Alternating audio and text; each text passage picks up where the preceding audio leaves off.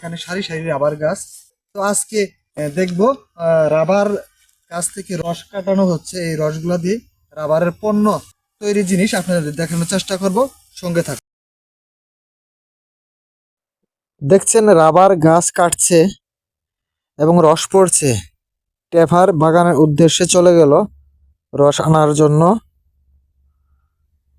বাগানে এসে পৌঁছালো এবং রস বাটি থেকে হাঁড়িতে উঠাচ্ছে। সামনে আরেকটা গাছ এবং বাটি, আবার হাঁড়িতে রস উঠালো এবং কি রস ঢালতেছে হাঁড়িতে। এখন কারখানার উদ্দেশ্যে রওনা দিল এবং কারখানা এসে পৌঁছালো।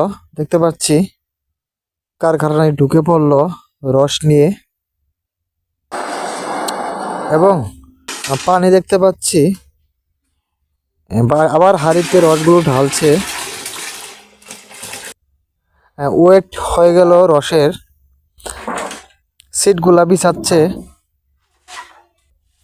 এবং রস ঢালছে মেপে মেপে পরিমাণ মতো।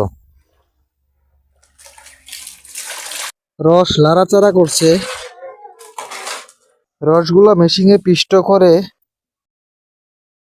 রাবারের রসগুলা মেশিন থেকে পিষ্ট করে সিট তৈরি করা হয়। আর এই সিটগুলো রৌদ্রের আলো শুকানো হয়।